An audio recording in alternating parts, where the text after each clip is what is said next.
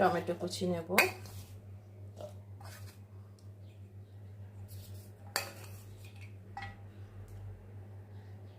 ধনে পাতার ডাঁটিগুলো নেব,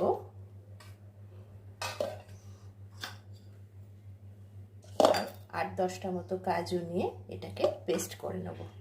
গ্রেভিটা বানানোর জন্য এখানে আমি ধনেপাতা কুচি নিয়েছি, আদা কুচি, লঙ্কা কুচি, 2টো বড় পেঁয়াজ কুচি এবং 10-12টা রসুনের কোয়াকে কুচো করে নিয়েছি। কড়াই তেল গরম বসিয়ে দিয়েছি। এবার এর মধ্যে কেটে রাখা পেঁয়াজ রসুন কুচিগুলোকে দিয়ে দেবো। ভালো করে এটাকে ভালো ভেজে নেবো যতক্ষণ না পেঁয়াজ রসুনটা লাল হয়ে যাচ্ছে। এর মধ্যে অল্প একটুখানি চিনি দেবো, তাহলে তেলটাও ছেড়ে আসবে আর ক্যারামেলাইজ হয়ে গিয়ে লাল রংটা চলে আসবে। পেঁয়াজটা যখন এরকম লাল লাল ভাবে ভাজা হয়ে যাবে, এবার আমি যে টমেটো আর কাজু বাদাম আর ধনেপাতার ডাঁটি দিয়ে যে পেস্টটা বানিয়েছিলাম সেটা এর মধ্যে দিয়ে দেবো।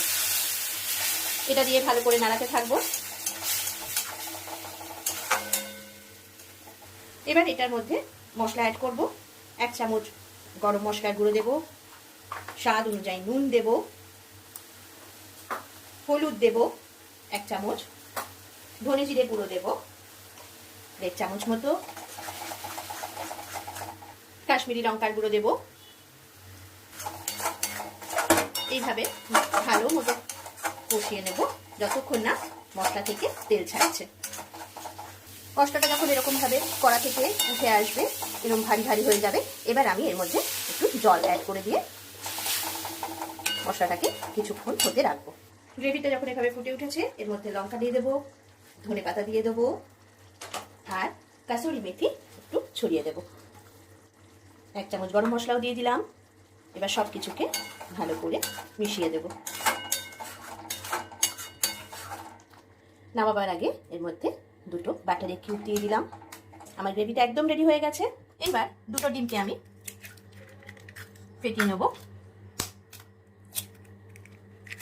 এর মধ্যে একটু পেঁয়াজ কুচি দেব, একটু ধনে পাতা কুচি আর একটু রসুন কুচি দিয়ে আর একটু নুন আর হলুদ দেবো আন্দাজ মতো।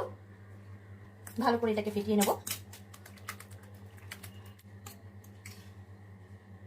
যে তেলটায় ডিমটা ভেজেছিলাম সেই তেলে আবার এই ডিমটা দিয়ে দেবো এরকম ভাবে, আর এর উপর থেকে আমার এই ডিমের গোলাটার হাফ দিয়ে দেবো। এটাকে ভেজে নেবো এপিট ওপিট দুপিট করে। আর একটা পিঠ আমি উল্টে দিয়েছি, ভালো মতো ভেজে নেবো। এইভাবে ডিমটাকে ভেজে নেবো। আর একটা যেটা সেটাও